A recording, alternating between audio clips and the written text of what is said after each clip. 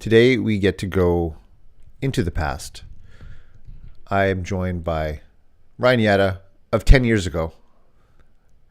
His freshly shaven face, little baby face here. Yeah, I do. Yeah, I was telling you, I like that it's a bit of a hack that us guys have. Like we don't put, well, most of us don't put makeup on. But we can shave. And I remember when a friend did this, he dropped like 10 years off his look. So it's kind of a Mm-hmm. hack. I didn't do that's not why I did it. I did it for Halloween. Halloween party last week, but yeah, something different, mix it up. Yeah, it's cool. I remember an old mentor of mine, the president of my chiropractic college, Dr. Sid Williams. He always said, if you're in a rut, if you feel like you're just not gaining momentum in life, he said just do something super different. It's like if you don't have a beard, grow one. He's like, if you've got a beard, shave it off. Mm, Just the right. shift in Break a energy. pattern. Yeah, shift in energy, break a pattern. Yeah, Yeah, get uncomfortable. and it's fascinating. You're saying how people, like grown adults, didn't even recognize you just by Yeah, it's shaving kind your of beard. well, I also felt like I don't love getting dressed up for Halloween. So last year I did the same thing. I kind of had a cheesy costume, but at least if I shaved, I felt like okay, at least I'm doing something. I'm putting some effort into Halloween. So Yeah, yeah, you at the party committed. that I co- I committed to the costume, even though I didn't go and spend a lot of money. I was my daughter asked me to be King Charming as part of her costume from Descendants. So yeah, but yeah, the party host, um, even with everyone with their fancy makeup and masks and everything, I was the person who's like, who's this guy? Who let him in the party?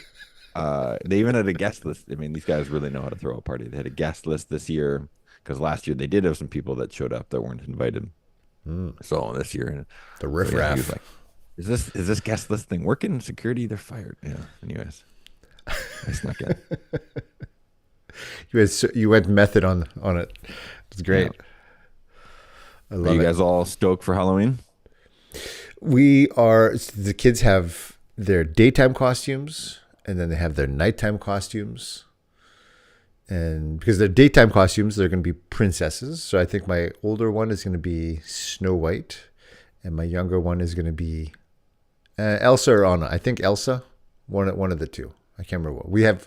We got them all. We got all the costumes. Okay. And then tonight they're going to stick figures. So they're going to be dressed all in black with glow sticks, like in the shape of like on the black outfits as stick figures. So when they're in the dark, it just looks like there's these stick figures Cool. walking around. That's cool. I like how kids just max out Halloween. Yeah, same. They got it at school. Like my eldest has got four different costumes for four different parties, Hmm. but they like dressing up. They like to max it out. Yeah, and I'll tell you, we discovered. Well, actually, we were taught a Halloween hack uh, years ago. Actually, before my daughter. So this is 8+ years ago when my first daughter was born. That has saved us, I believe, many meltdowns and many upset stomachs and many dysregulated nerve systems and digestive systems after Halloween. And that is the sugar fairy. Are you guys aware of the sugar fairy? Well, affectionately known in this household as the Switch Witch.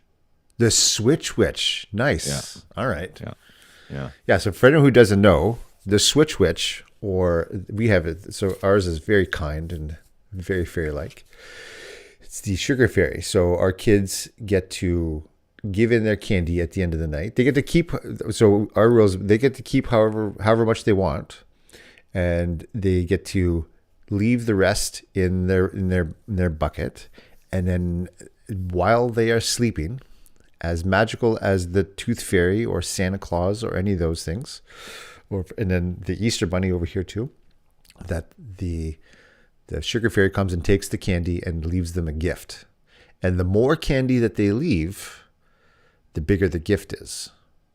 And so both my kids have discussed it. So the 4-year-old and the 8-year-old had a very in-depth conversation the other day. And they came to an agreement that they were both going to keep 10 pieces of candy and they were going to give the rest away. and it is awesome. So I remember when my cousin first told me about it. Her daughter at the time, I guess when they, well, I remember when I first heard about it. It was years ago.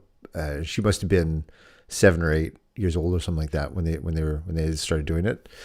And my cousin's daughter for the entire year would stash candy away, or when she would Right. find candy, cookies, like extra sweets anywhere, she would put it in the bucket in the freezer to save it for the sugar fairy. It was Oh like wow. it got to be quite the production. They had an entire half of their freezer was full of just sweets, like frozen sweets, because she was like, "Hey, the more the more the Right. I candy, gotta the bank this bigger the stuff. Yeah. gift." Yeah, she was like, "Oh, yeah." So all year long, and yeah, I think it's been great. And last year they did the same thing. I think they kept 10 pieces of candy each, and I swear 5 of them are still in there in the pantry. Yeah. So like they kind of forget about it. That's great. Yeah. I mean, it's a ridiculous amount of candy they get, and like no one needs to eat that much. I mean, and they'll just draw it if they don't have the fairy come. Then I remember before we did this, like they've just got it stashed separately. They're now stashing it for themselves, and they're just eating it over a long period of time. And yeah. And I know we have cavities in this household, and anyways, I really like the Switch Witch. I The think it's a Switch good thing. Witch, nice. Yeah. And so, do you still do it? Yeah. So for the youngest, for our Yeah, youngest, but yeah, she's still in it. yeah. Oh yeah, I guess, yeah, she's She's 7. excited. She's 7. She's looking forward to the Switch Witch. She knows it's coming. Yeah, yeah, nice, very nice. I'm curious because do you remember when your older ones kind of fell out of favor with like Santa Claus and all that stuff? What do you mean? We might have kids listening. Well, let me tell you, kids. I don't know. I don't know. But we are. That's not what we came here to talk about tonight. This morning. What day is it? No, we are not talking about like magic that we make up. We wanted to talk about magic that is actually going on, like stuff that is happening that we can utilize in our lives today that feels like literal magic, but it's just a bunch of computing that people who created it still don't really understand how it works, which scares me. That part's a little scary. And so that's about on the subject of AI. And so I'm curious, why did you want to talk about that today? Uh, well, I guess a few reasons. One is it is very relevant. It's very current. It's very topical. It's buzzy. It's in a lot of conversations, and so I felt like, hey, why don't and you and I talk about it, and I don't know about you, but I use it like every day, and I thought, okay, well, I do live at that intersection, with my background in computer. Like I took computer engineering in school, and I've done a lot of work in technology, and I'm working on a big AI project right now. So I figured, hey, why don't we talk about that intersection of being a dad and this new technology and how we can use it to be an even better dad? Great. So what were some of the initial thoughts you had about like that intersection? I find it Well, curious because there's like I think a lot of people look at it from the standpoint to like it's like some utilitarian view of, well, it's going to help me with my work, it's going to help me with writing, or I don't know. I mean, I don't know a lot of people our age who are like heavy coders, but there's definitely that. And but yeah, like how do you see that evolving? well, I like how, yeah, you had shared this on a few calls ago, where just the sort of awareness or perspective that we're kind of in the Atari era of AI. Or like, my another analogy would be like dial-up internet for those who remember. And probably most people listening to us would. Back then it was it was still really like, oh my goodness, look what I can do. And it was, if we think back to how painful it was to actually get some stuff done on the internet. And there were some that were like, really, is this thing really going to be a thing? Um, where's this internet thing going? Yeah, we're looking at you, Uh, Prince. so, well, and even I wish I had had a bigger, I wish I had a bigger perspective or view of things back then, when it was just starting and I was taking it in school. Someone had tapped me on the shoulder and go, Ryan, like this industry that you're in school for, like you should really get into this. Anyways, but here we are, and I've looked at. I think for me the biggest thing is like use cases. Like the technology hasn't evolved that much since, for example, ChatGPT first came out. Like at least when I first heard about it and started using about it, it's not like the technology has evolved that much. I mean, they've added some features, voice, and their new Canvas thing and all that. But for me, it's been largely like my brain being able to adjust to like, oh, I could use it for this and I could use it for that. And then talking to people and be like, oh, you use it for that. So for me, it's the use cases that and my own thinking about how it can support my life is what's evolved the fastest. And Mm-hmm. at least for me. So that's the part I wanted to share is just talking about use cases and good ways to use it. And then we could talk about the downsides or dark side of it for sure. Right. I was listening to an interview the other day with he's a physicist. I believe he's a physicist. Brian Cox. He's written a bunch of books, and he's on TV. He's got shows on the BBC and stuff like that about cosmology and all kinds of stuff about the universe. And he was talking about quantum computers and that like how fast these quantum computers are. Like he was saying if you took the largest known prime number and you found like to find its I guess to find its square root, Prime whatever. factors. Okay. Yeah. Yeah, whatever it is, like so the biggest prime number divisible by itself or divisible by like what would be the thing that x by x is y, like whatever it is. Aren't those the prime factors? We should ask AI right now. But Maybe yeah, I know what maybe you mean. Sure. anyways, some redonk, the longest number essentially possible that you could find. So he said a computer today, a really powerful computer could do that calculation, but it would essentially take the entire span of time, like that long, for the computer to be able to do that calculation. Okay. Like with, like a really powerful computer. Now with the quantum computer, it can do that same thing in a matter of seconds. And he was talking about how do these things do it? The stuff he was talking about, like I felt like it wasn't even like they don't even actually fully understand. The scientists, the smartest people in the world who are working on this, still they don't actually know with certainty how it's doing it. They have theories. One of the theories is that it's doing the calculations in multiple dimensions at the same time. Like, what? Like, he's saying stuff. I'm like, I'm not even following. Like, this doesn't even, like, my brain can't wrap its head around. Like, I can't wrap my head around what he's actually saying. And I'd like to have a listen to that. Yeah, yeah. it was unbelievable. And so I went down a rabbit hole it wasn't long. It was 10 minutes of just about quantum computers. And it's like, Yeah. oh my gosh, like once these things get to be more accessible, which I think there's only 2 or 3 quantum computers in the entire world right now. But there was also a time when there was, 2 or 3 like laptops. Sure. Yeah. Cell And phones. but once those become a little bit more ubiquitous, it's insane. Right. Insane what's going to be possible. Right. And That level of computing power with, some of this intelligence now that we've created.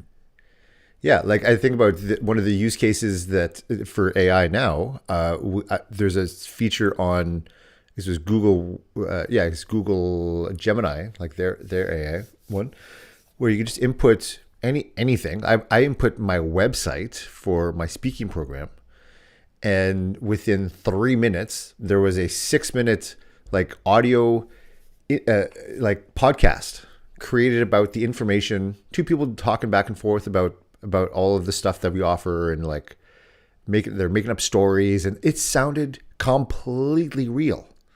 Right.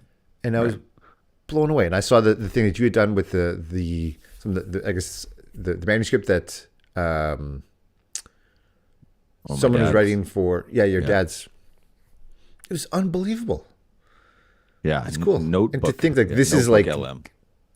Yeah, no, right. And to think that this is, yeah, like we're in the Atari. I heard someone say that we're like the Atari age of AI. Like we are like another way of saying it. I heard another person saying like this is the worst it's ever going to be.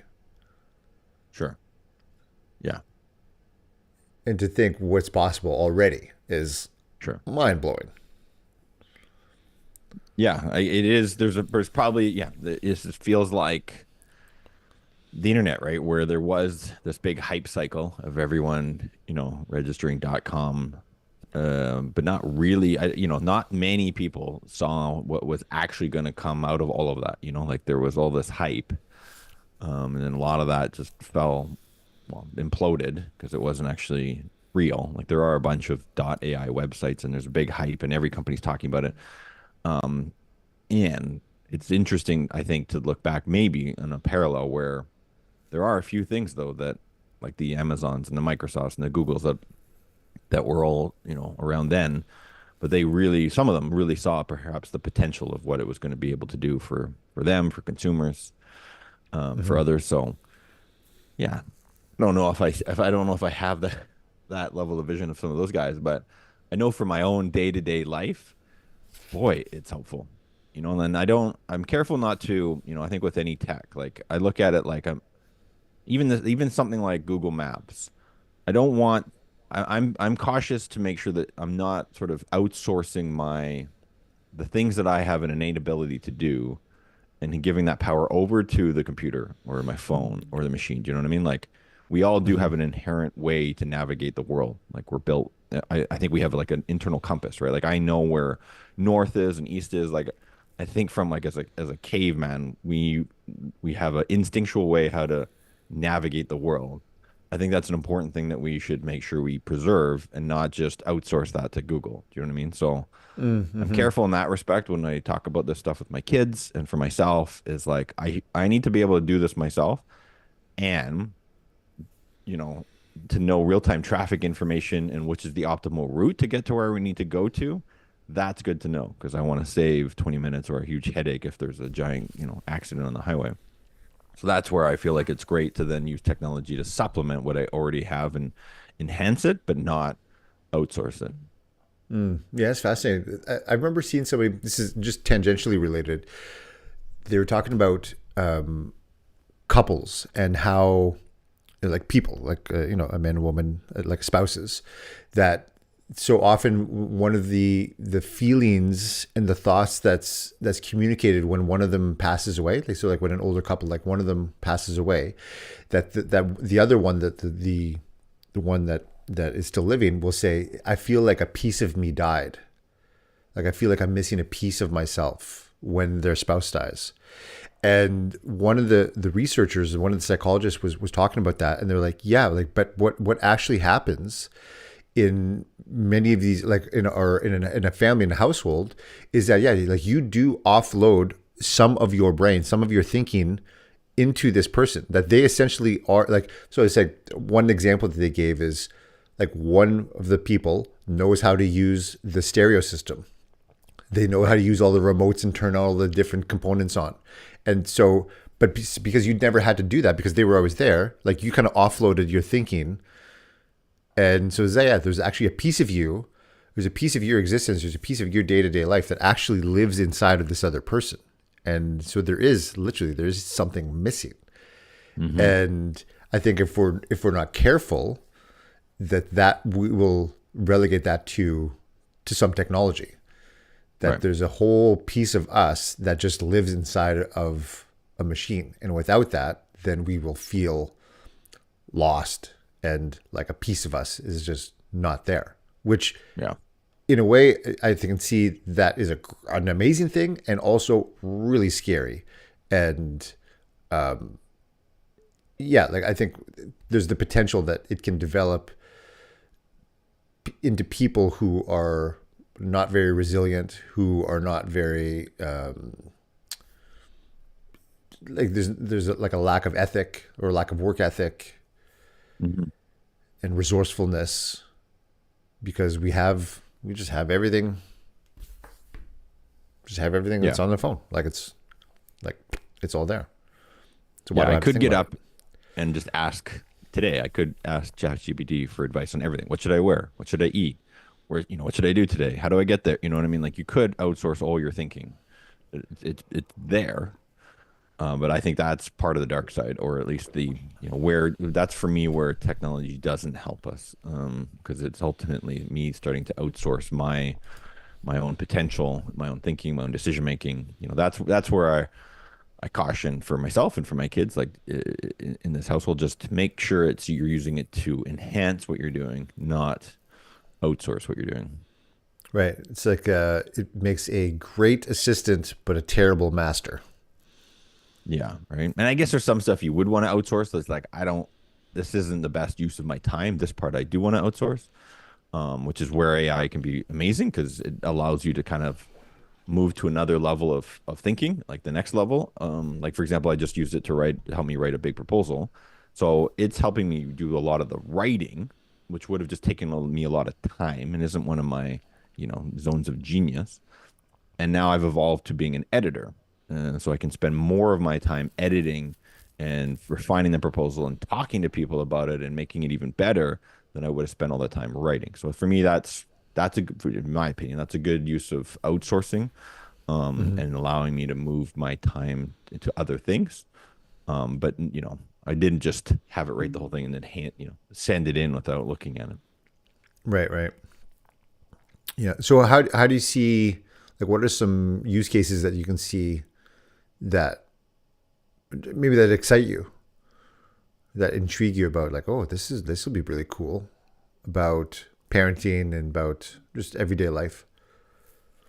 Well, yeah, this part does excite me because I feel like there's a ton of things that wouldn't have been possible for me to do without it. So it's not like, yeah, a lot of this isn't necessarily outsourcing. Well, some of it is, but some of it is just, yeah, I wouldn't have been able to do this without it.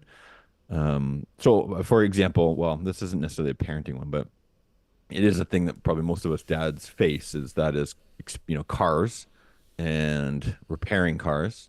And this is one of my favorites because it saved me $1,600 using AI. And I have an older BMW, and it has a leaky radiator, and started noticing puddles on my driveway, which were annoying. And so I took it into the shop, and I don't want to put a lot of money into this car right now because I know it's kind of on its way out. But I just said, "Hey, what's going on?" So they gave me a quote for $1,600 for a new radiator.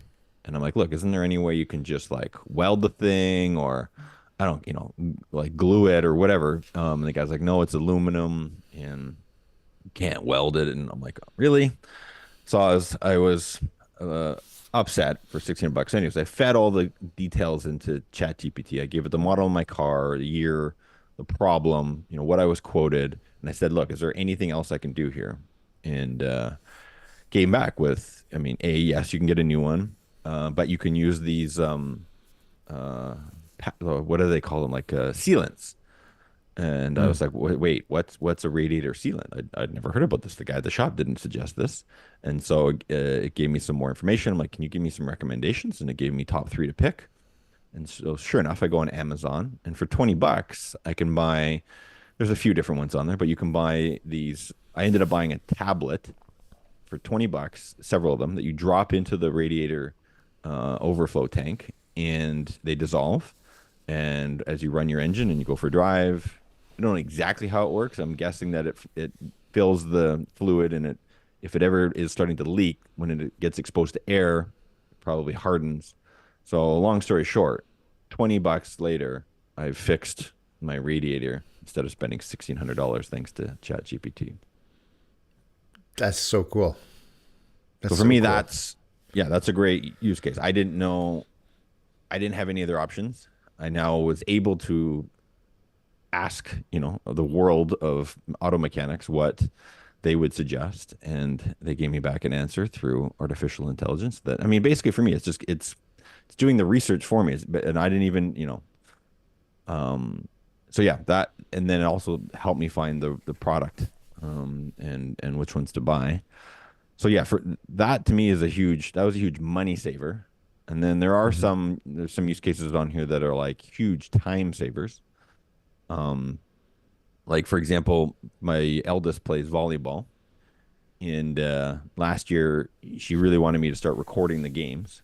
So I set up a phone on a tripod and record the games. And but in the so old ways of volleyball, someone would manually watch the games after they're done, and there's like an app that you could put on your phone, and you would, every time someone did a hit, you'd, pick the number of the person, and then what kind of hit they did and what was the result, and you'd have to do that, tap tap tap, watch the game. So for a 2 hour game, hour and a half game, you'd have to spend an hour and a half compiling all the stats. Right. um and then even then, if you were a player and you wanted to see your shots and figure out how did I do, you'd have to watch, an hour and a half of footage and stop where you were and replay and where you want. Anyways, I was like, there's got to be a better way. And so I find that as a parent, as a dad, I feel like I was thinking about what helps this situation. One is that we're committed to being better and better dads, right? Like I think that's part of, you and me and growth mindset, and the whole point of our channel here is things that help us be, the best dads that we can. So I feel like Hmm. it starts with commitment. And then a lot of times for me with that growth mindset too, it's like, okay, is there a better way? Like I don't presume to think that I know the best way. Is there a better way to do this? Because I'm looking at also my time, and I'm like, I'm not gonna watch this video again for an hour and a half and then compile all her stats, and then she's not gonna want to actually really watch this for another hour and a half and find all her clips. Anyways, so I asked Chat GPT, is there a better way to do this? Because I searched the internet and I couldn't find anything, and it found this company called balltime.ai. And so I went and checked them out. And I don't know if their SEO is bad or whatever, but I couldn't find them when I was searching on the internet for a better way to compile video analysis of volleyball. But their software is some of the best that I've seen in sports, where I can just give it, like for example, if I've uploaded the videos to YouTube, I can just give it the YouTube link.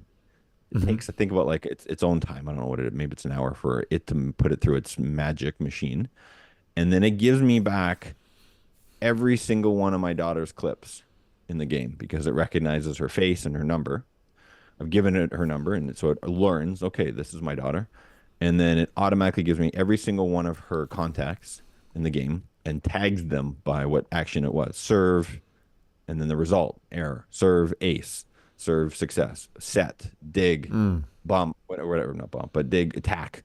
So it gives me so now she can sit there and go through and watch every single one of her hits, and then filter down to show me all the ones that I made an error on. Show me all the ones I did a really, got an assist on. Give me my stats. Like you can now, I did this. So I can see for every game, what is her percent of, she's a setter. So what is her percent of sets that she does, and how many of those does she get an assist on, which she sets and someone gets the point. And Yeah. now she has a ratio that she can see over time in terms of how well she's doing as a setter. And that took, again, I can look now at, I don't know, 5 games, and it took me maybe an hour to compile for her these stats because this is not something that she's, good at doing. But I can do this because I want to do this for her, and I video the games. But instead of taking 5 games, would have taken 10 hours to do, Hmm. and I wouldn't have done it. It just wouldn't have happened. Now it takes me an hour, and now she has a login. She can go in there, and she can even make highlight reels of all of her clips, Wow. which she did, because you can just tell it, give me a highlight reel of my best shots, and it's Yeah. going to take the ones where you scored a point or did an ace or whatever, and then now she can see her progress over time, like her serve success rate, her assist rate, set assist rate. So, anyways, that to me is something that is a great for me. It was a great use case of AI. It helped me find a better way. It helped me save, well, potentially I wouldn't have done this, but it helped me save 9 hours of time. And it gave something super valuable that I can give to my daughter to empower her to be better at something that she loves to do. So for me, um, that's a great use case. Yeah, that's amazing. That's so cool. It reminds me of a, a software I started using about a year ago called Gling, Gling. It's like a video Okay. editing software where you just give it the video, and it will cut out any like filler words like so's, like those any dead space. It'll cut out any. It'll all take any bad takes out like just automatically. And it'll create an XML file that I can just import then into my other editing software. I use DaVinci Resolve, and it's. I remember the first time I used it, and this is like the 1.0 version of it. It's like normally I would, if I would say do like a 10-minute YouTube video, it would take me, I don't know, it might take me 2 hours to do like the rough edit, like take out all like the little dead silences, all that stuff to Right. make jump cuts and anything like that. Yeah, it'd probably take me a couple hours. With this, it took 10 minutes. And I'm like, oh my gosh, this is amazing. Amazing. I think so. I think one of the key to me, what I'm hearing you say when we're saying is like one of the things that I would potentially do before is I would do things for my kids and say like, okay, I'll commit to doing this. In the process of doing it, if it took a long time, either a couple things would happen. Either one, it would not get done. It's like I'm not going to do it because it Yeah. takes way too long. Or I would do it and then also feel resentful that I'm like spending all this time doing it. Sure. And then also in the process, probably talk myself into thinking that it's probably not that important, and then try to express that to my kids that, well, you know what, it's like actually not that important. Trying to rationalize it. Yeah. Yeah, we'll rationalize it, right? And then, I mean, that's not something that's good to teach the kids. Like if there's Sure. something that they're super excited about, like we've talked about before, like we really want to just really just just dive into that, like just really just nurture that, like whatever they're passionate about, whatever they're excited about, be able to nurture it the best that we can. And yeah, and I think this allows that to happen so much easier. Yeah. Whereas before we would have to hire, like if and most people don't have the resources just be able to hire someone. Like, okay, yeah, you want to see all your stats, all right, I'll hire somebody to watch the video and do that. Yeah, like Sure. professional teams have that, and professional athletes have that. They have these resources available to them, and now it's just available to us for $30 a month. Yeah. It's amazing. Yeah. Yeah, you're right. So I think, yeah, I think for me, it's well, as I hear you saying too, it's like, uh, it's looking at it as like an ally and not being afraid of it. Like I like to embrace some of these things so that I can learn about them, so that I can then teach my kids also, what's good about them and what's not good about them, versus like, shoving it away over there and like, oh no, that's something I don't understand. Therefore, yeah, you can rationalize why you don't understand it. But anyways, I feel like embracing it and having a mindset where it can be an ally is helpful. I think coming from that place where it's like, look, I want to be a better dad. Maybe there's a way this thing could help me, and then asking that question, right? Is there a better way? And then, yeah, like letting your kids, because they're gonna find use cases for it too that I'm not gonna think about. Like I've got some here for my 7-year-old. So I think I'd given her the idea that you can use it to draw pictures. And so, she likes to draw, she likes to color. So yeah, now she went on there and she's like, okay, make me a really cute make me a really cute picture. So it did. And then she's like, oh, I know, okay, not like that. I want a really cute picture of puppies and I think unicorns with a rainbow. And then, boom, ChatGPT, what is it, the Dolly engine, boom, draws her a picture of that. She's like, okay. Now get rid of the spider and make it look more realistic, but still cute. So anyway, she went through a whole refinement process and got the version she Mm-hmm. liked. And she's like, great, now print me out 4 copies because I want to give some to my friends. So, I just felt like that she was able to use her imagination. And I appreciate there's some value to still drawing it out herself, which is fine. But because, now the machine is giving her its version of what a unicorn looks like. So I do know that there's value in letting the child just use their imagination and draw a unicorn that might look totally different than what the world thinks it should look like. That's totally a good idea. Yeah. And I think in this case, I thought it was really cool that she could get it to make up something that she wanted to create. And now she can share that with her friends. The other one she used was she also started to realize that she likes to color. And we used to go on the internet and print out some coloring sheets, exactly the kind that she would like.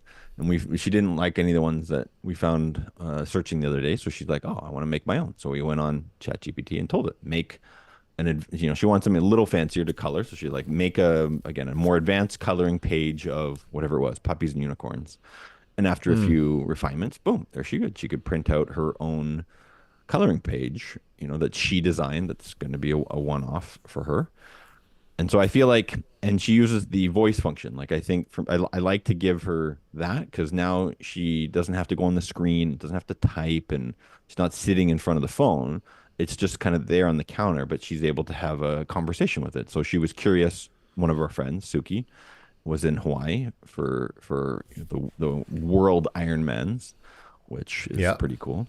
And Soraya was just really interested. She's like, "Oh, are there any active volcanoes where he's running?" And I was like, "I don't know. Let's look it up." So, again, I think it's also that thing where we don't have to have all the answers. I think it's that old school mentality of like the guy who's lost but doesn't want to stop and ask for directions because he's like, "Oh, Mm-hmm. I should know how to do this."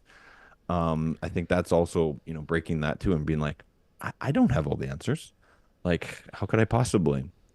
So let's ask.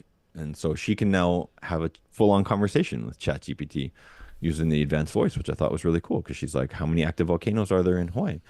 Five, or I can't remember the answer. I think it was five. What are they called? And so she was just able to go back and forth with their questions. And then when she's done, she's done. But anyways, those were some of the use case. Oh, and joke telling. Those were the other ones. Joke Those are the telling. thought ones. Give me a joke that a 7-year-old would find funny. So That's I thought hilarious. those were some really good use cases that were helpful and interactive for engaging for a 7-year-old. Yeah, one that's similar to that when we were out in the front yard on I guess it would have been the north side of I guess the flower bed, or I guess the garden bed, like where the little wall is. On the north side of it, there was these little mushrooms that had grown, and I'd never seen them before, or that type of mushroom before. These like they look like little clouds. And so we were out there, and my daughter's like, what kind of mushrooms are those?" I'm like, "I have no idea." I'm like, "Hey, I know." So we just took a snapshot of it and fed it into ChatGPT. It just said, and same thing with just the voice, like, "Hey, what are we looking at here?" And because of where we were, it just figured it out. Like, because I guess it knew where the picture was taken through whatever geo coordinates, it Right. just figured out like, oh, these, so they're called cloud mushrooms. And so it told us a little bit about the mushrooms, but where they grew and all that sort of stuff. We found out they were not poisonous, but they're not very edible. And then that was it. So like, oh, that's cool. So we went along with our day. Then later that week, my daughter comes back after I came home in the evening, and she says, "Hey, I found out some really cool things about those mushrooms." I was like, "Oh, cool. What's that?" So we go outside, and she shows me. So I guess when you step on these cloud mushrooms, they like emit this little powder. It's almost like this little poof of smoke that comes Mm. out of them when you step on them. And so she did that. I'm like, "Oh, that's so cool." I'm like, "How did you learn that?" She's like, "Well, I told my teacher that we found these cloud mushrooms." And she said, "Hey, well, did you know this?" I was like, "Oh, that's so neat." So like our little exploration then turned into something else because she had something that she found out that she then was fascinated with, and she asked somebody, or she told Right. somebody about it, and then somebody else kind of furthered that thing. And it's like, "Oh, that's really fascinating. Like that was really cool. Like that would not have happened if we didn't have, if I didn't have my phone in my pocket that had the Chat GPT that we could have just, that now has a capability. I can take a picture of anything and it'll tell me all Right. about it." I thought that was really Yeah, neat. yeah, that's cool because she had a name now. Also, yeah, thanks to that interaction, she had a name to use because otherwise, just saying white mushroom, the conversation is probably going to die because it's like, well, which one, which white mushroom? Because there's probably tons of them. But now that you had this, she had a proper name for it that would allow that allowed the conversation to go to the next level, the learning to go to the next level. And it's interesting what all the things that you're saying reminds me just in principles. I love like looking at things and like, okay, well, like you're saying, like what's like how can we make this better? Like, or I'll always think about like what's the meta of this? Like what's the principle that we can then apply to other things? And because I find the more that we can apply one idea and find the meta of it, like how can I apply this to different aspects of my life, then it becomes a deeper understanding or deeper learning. Because Right. then it's, like, well, actually one of the guys I was going to talk to you about, we'll talk about this another time, but the famous samurai Miyamoto Musashi Oh yeah, you brought him up. Yeah. has the famous saying, and I'm paraphrasing at this point because I don't remember it exactly, but he said, once you see the way broadly, you see it in everything. So meaning Mm. that like once you can see like in principle, like once you see like the bigger picture of something, then you can start to see it in everything. Like once you're in tune with beauty and you understand that there's beauty in everything, then you start to see it everywhere.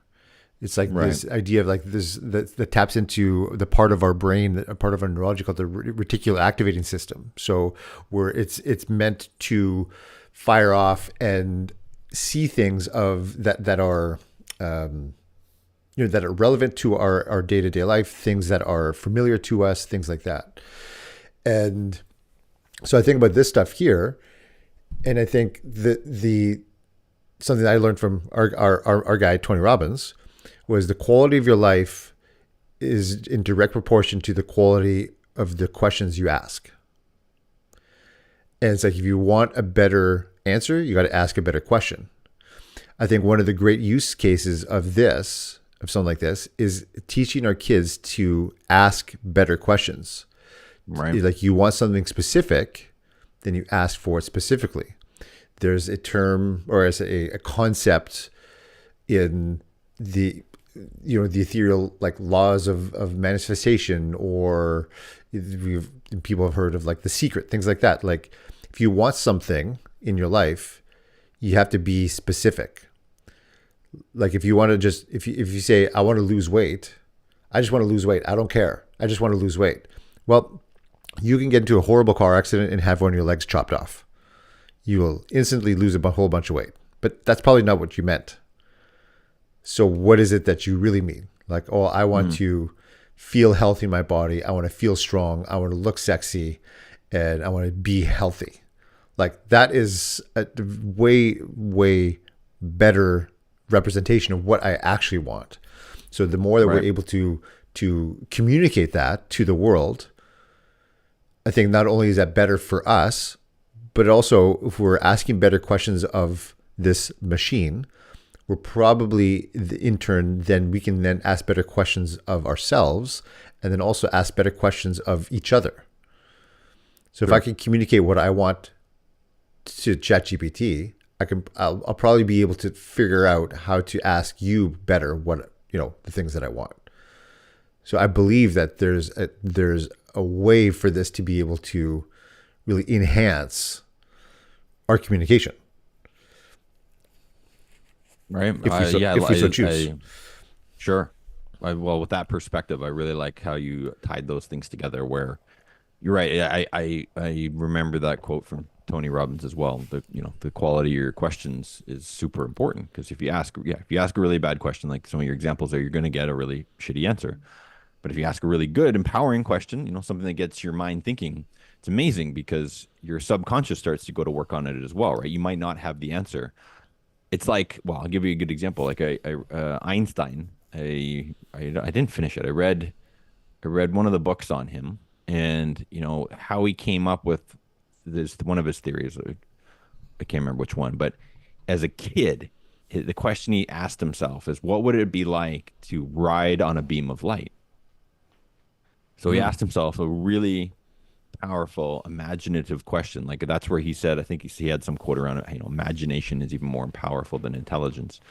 Mm-hmm. But as a kid, he asked himself that question. And then through his years, his subconscious and conscious mind started to go to work on solving it. And eventually he came up with the math that would allow him to prove his answer his question. So I just think, in the world of AI, they call it prompt engineering. But being able to ask it really good questions, prompts, can give you some amazing answers. And you also really need to make sure you do this, because otherwise the AI can, it's going to misinterpret what you're asking if you're not clear. And, it can start to get into what they call hallucinations. And that is one of the downsides, is it can just flat out lie.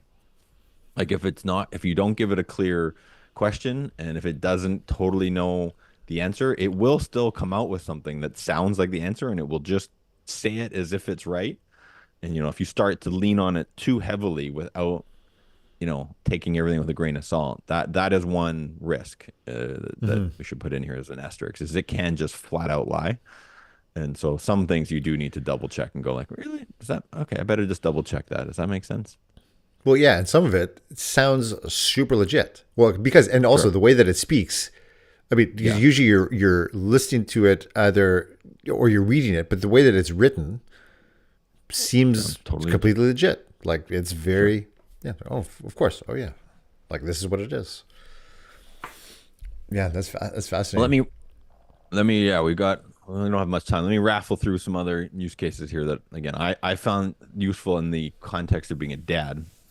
So my wife was away last week, and the fridge was getting a little bare, but there were some things I wanted to use up. So I threw all the leftover ingredients into ChatGPT and asked it what I could make. So Hmm. that I've gotten some amazing recipes out of it. And again, right, it has access to the entire internet. Plus, what I'm specifically asking for it, right? That's another really powerful benefit I find from it, is Google's only going to give me what already exists, right? It's only going to give me a website, a video, something that someone's already come up with, but it doesn't invent something new. Where that's really what I like about AI too, is I can give it a unique input of criteria, and it can give me an answer that hasn't been generated yet by someone else on the internet. So my unique Fascinating. combination of Hmm. leftovers, someone else probably hasn't made something, but I can ask it and I can say, hey, I can we don't have any allergies, but I could give it specific criteria about what I want. Um, so yeah, there's that. I've asked it for relationship advice, because most of us will have a wife. And I asked it, I heard this really interesting quote. I came across this quote from Gottman. Their institute does a ton of work on couples. Hmm. And this is maybe a whole other episode, just talking about relationships. But the quote was, I just find it fascinating. 69, 70% of couples' issues are perpetual, meaning that my takeaway from it was, as I sort of dug into it, was there are going to be actually a lot of things in a relationship that we're going to agree to disagree, or we're going to have different opinions about. Hmm. And I think the trap that sometimes I fall into is thinking that, oh, we need to be on the same page about this thing. Like we must have the same opinion, we must have the same values. But according to Gottman's work, 70% of couples issues are perpetual, meaning that you won't actually have the same opinion or values about something. And I Nor just will thought we that that ever was like, potentially. yeah. And so Right. his work is around how to actually have the conversation and the communication and the conflict resolution about how to find a compromise, and a way forward, Mm. even with, so being able to agree to disagree in a constructive way. And so for me, that was just like this huge light bulb. I'm like, oh man, I want to figure out that, because in my mind, I was like thinking that a high percentage of our issues we need to get on the same page with. I'm trying to convince and, change the other, but that's not going to happen. Like we come from such different life experiences that, so yeah, anyways, I asked ChatGPT. This is where I love the voice feature too, is as busy dads, I can Hmm. do two things at once. So I asked it I had a full on hour-long conversation with the advanced voice when I was on a run the other day, back and forth about this was business, but I had it help me write this proposal, and get through my thinking process. Oh, well, what should I do about this section? And I was thinking about doing this. Who would be a good, some of these things I haven't done before. So who would be good to do this piece, and how would that work? Anyway, so after an hour, I told it, give me the summary of a whole conversation, And now I had my thinking evolved, with its help, hours and days ahead of where I would normally be now to finish Mm. this work. And so the same thing, I was having a voice chat while I was driving with it about relationship. And I said, hey, do you know Gottman's work? Of course. Do you know this quote? Yes. Okay. Can you help me interpret what it means? Okay. Yeah. Matches what I thought. Okay. Now give me, I haven't dug into some of the aspects of this. Now give me some of Gottman's suggestions about how you work through these 70% of perpetual issues. And then boom, got into the whole conflict resolution, communication, how you bring things up. I was like, this is fantastic. Wow. So yeah, relationship advice. Yeah. I think so. As you're saying this, let me interject there. Yeah. One of the things that and I even see it on from let's say from a professional standpoint. I think I see me as a chiropractor, and I see a lot of people within the profession, and I see, I mean, just in the business world, period. People seem to be seeing this and seeing the opportunities that we now have, even at this like Atari level of understanding and use cases for these things, that they're like, oh, now I don't need to do any of this stuff. So like, I don't need to do Mm. marketing. I don't need to put together like a content calendar. I don't need to put out, I don't need to do any copywriting. I don't need to do any of this stuff. So they're seeing it as like a way to like, okay, well, I'm just going to offload that. So I just don't have to do anything. But Right. like one of the things I know, a mentor of mine, someone that I love to follow, Dan Martell, who wrote a book called "Buy Back Your Time." He said, so once you've done, so like now, let's say if you've hired out or delegated some of these things, so if you're delegating it now to AI to do, like how are you then filling your time? True. Like some people are looking at it like, oh, I don't have to put in any effort. But I believe that the opportunity for anybody, I think for the leaders who are emerging, and like for the people who are the leaders, and I think about us as parents as the leaders of our family, and yeah, I think the opportunity then is then this stuff then allows us to really double down on the thing that is the most important, which is connection. Is that we then have more presence, that we can have then more connection, that we can have more like more thoughtful, thought provoking, soul invoking conversation, quality time, all those things that Yeah. allows Right. for it, for this to happen. Not just that we're just delegating life so we can just like and just Sure. mindlessly. Now I have an hour so I can mindlessly scroll and look at dumb shit on the internet or dumb shit on social media. Right. But it allows us to then like, okay, well, how then can I fill my time and fill my energy and fill my mind and my heart with things that are actually pushing my life forward? And how could I then use my creativity and use my ingenuity, use my resourcefulness to actually then, yeah, just create momentum in my life and for my family and for my business, as opposed to just like, oh, now I can take my foot off the gas. Like Yeah. I think that this is the opportunity for anybody who's getting into this or anybody who's starting to utilize this. Like this is the time to put the pedal to the metal on the things that matter to you, like whatever that means for your values, whatever that means for your life. Like it really is a time to really dig in and not disconnect, but to truly connect. Sure. I think that's a really good point. Yeah. And I think, from, yeah, maybe from Dan's book there, and same for Tim Ferriss, like 4 hour work week, like strategies to, you know, get things done, outsource things that aren't the best use of your time to give you back time that you can now invest in the things that you want to do even more of. I think, this is just another way to do that, right? This just gives you another way to buy back your time. And then what you do Mm-hmm. with that, okay, well, that's a whole other journey, right? Yeah, that this isn't going to help you figure out what to do with that time, but it does potentially give you a lot more time back to invest into things that really matter, like you're saying.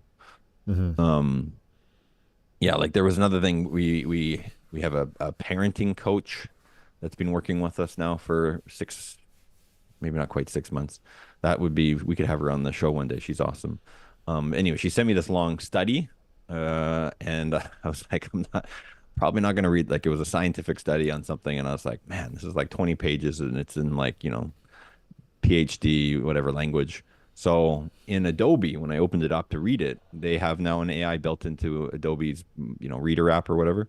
And so Mm-hmm. I got it. I'm like, hey, can you summarize the key parts of this whole study for me? Like, what is this about? Mm. How can I use it? And so it gave me, it was all about different parenting styles, like the difference between being authoritarian versus authoritative. Mm. And I was like, oh, and then okay, so now give me what does that mean? So I could go into asking questions of the content and how it's relevant and useful for me without taking, I don't know, 2 hours to read this thing, which I probably wasn't going to do. So I was able to get some really important, nuggets from it, and I think what she was ultimately wanting to educate me on is just these different, there's the passive parent, anyways, there's all these different styles. And I'm like, oh, okay, yeah. I want to make sure I'm more like this. I think the authoritative version where I am being able to be assertive and make sure there's some really good boundaries, but not authoritarian, where it's like, you must do this just because I said it. So, Mm-hmm. yes, that was another great use case. Again, buy back my time. I bought a couple hours of my time back. I actually got some really meaningful content from the intention here. And now I was able to apply that in connecting with my daughter and being able to use it in a healthy way. Mm. That's really cool. So yeah, I think Cole's Notes. I think that's. I don't know how their business is going to do now, or maybe they can use now AI to summarize a whole bunch more stuff. But you remember, yeah? Do you remember Cole's Notes where you could take a whole textbook and give it in like this little pamphlet?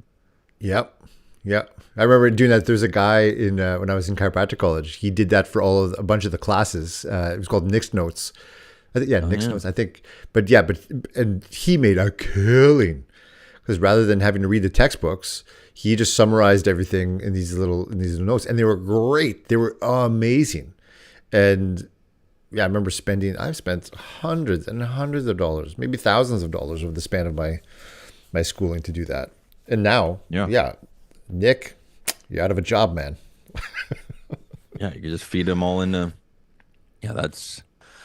What else did I put on there? Some troubleshooting, like a technology troubleshooting. Like again, I'm pretty good at this, but I used to spend probably too much time, I was younger. Well, not too much. Then I had different use of my time. So, anyways, but I spent a lot of time troubleshooting computers or technology stuff.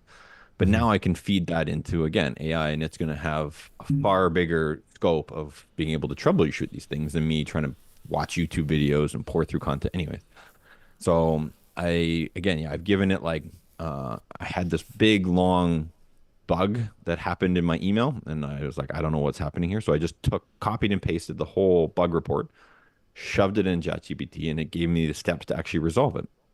Sure enough, it's one that I probably wouldn't have spent the time fixing. It wasn't that big a deal, but it was a bit of a Mm-hmm. nuance. It wasn't annoyance. It wasn't letting me forward emails from my Outlook email. Anyways, Yeah. but it just gave me the steps, immediately resolved.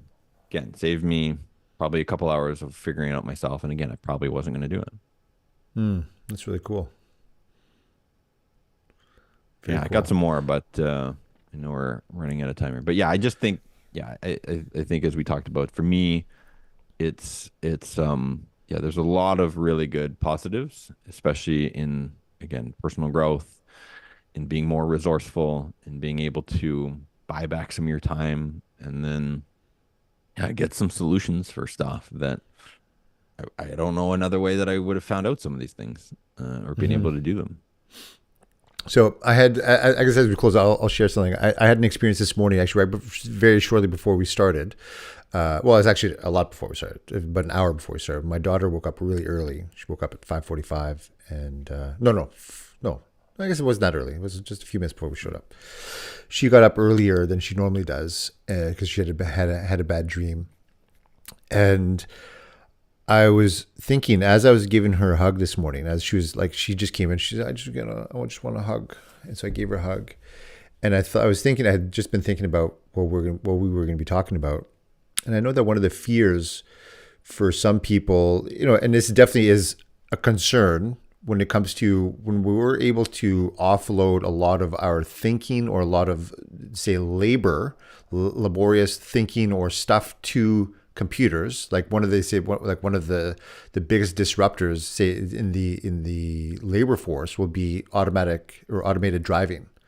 So now you've got this a big chunk of the labor or a big chunk of a labor force, and that most of them are men, these truck drivers, that all of a sudden like they are out of a career, like they're out of work. And so there's a lot of Right. people, I think, in the absence of the thing that they do to provide for their family, the work that they have, that they just feel a sense of loss, like there's a loss of identity.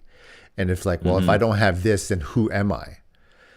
And I think for, and I definitely have that too. Like if I wasn't able to work hard and use my skills and my talents and what I feel is my zone of genius to be able to, like, I use that primarily, number one, I guess, also so I can feel fulfilled within myself, that I know that I'm doing something for the world, but also some days it's because of my kids that I will, and my wife, that I will wake up, make sure that I wake up early and I do a good job, and because I want them to have a good life. And it's like, I can totally understand like feeling like, oh, like I feel helpless or I feel powerless to be this person that they know that I want to be for them.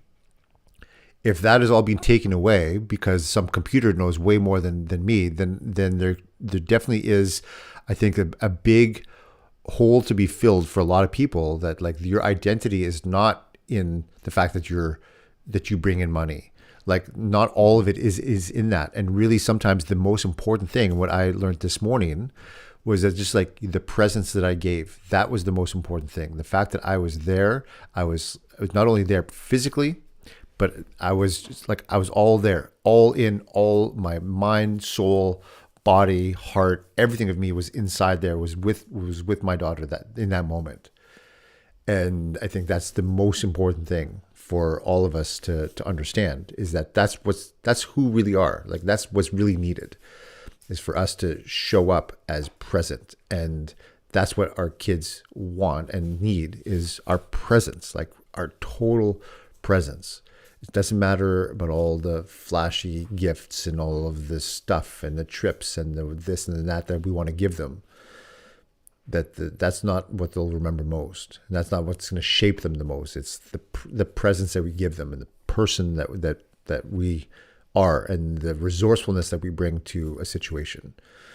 And I think this is, yeah, there's the two sides of the coin. This can really go badly for a lot of people.